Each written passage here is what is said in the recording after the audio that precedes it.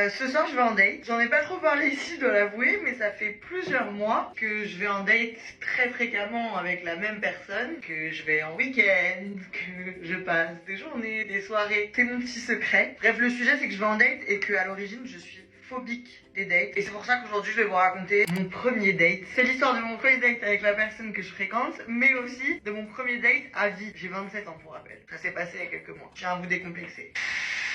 Je vois ce garçon depuis un moment, mais je le vois de manière pas très sérieuse. Et en fait, on s'entend vraiment très bien, il me plaît vraiment beaucoup, j'ai l'impression que c'est réciproque, mais j'ai envie qu'on passe à la vitesse supérieure. J'ai envie d'aller en rencard avec lui. Pendant cette story time, parce que j'ai quand même rendez-vous dans 1h30, je ferai mes cheveux avec le nouveau Dyson Airwrap ID. Dyson a sorti une nouvelle version qui est connectée à mon téléphone. Dans cette application, j'ai rentré toutes mes infos. Donc là, je vais faire mes boucles et ce petit monsieur va faire tout seul ce que moi je devrais faire intellectuellement. Aka activer les boutons d'air chaud, de froid, les durées de coiffage et tout. J'ai juste à vous raconter mon vécu finalement, mon vivant. En route, mauvaise troupe.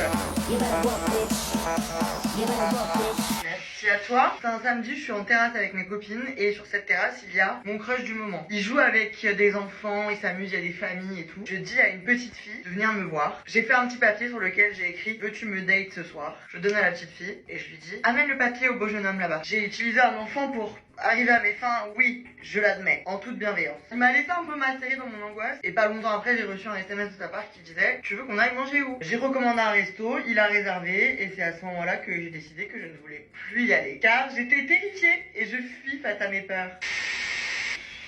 Heureusement, je suis très bien entourée, donc mes copines à l'époque m'ont dit « Anna, tu ne vas pas pour la 70 milliardième fois du mois gâcher tes histoires parce que t'as peur. Donc tu prends ton courage, tu respires, c'est toi qui as initié ça, donc t'y vas. » C'est ce que j'ai fait et je n'ai pas du tout regretté parce que c'était un excellentissime moment finalement. Moi j'ai une immense crainte qui constitue à 90% ma phobie du date, le moment de l'addition. J'ai cligné les yeux, il s'était levé pour aller régler, il était revenu en disant voilà, on peut y aller. Je peux vous dire que ça m'a donné une bouffée de chaleur. Pour aller au fond du détail, on s'est roulé des pelles dans une rue à côté du resto. Monsieur est venu nous demander une adresse pendant qu'on avait la langue dans la bouche l'un de l'autre. Mais ça n'a pas empêché à la magie d'opérer. Et ce soir j'y retourne. Je suis prise dans mon histoire, j'en oublie complètement de me coiffer. Waouh!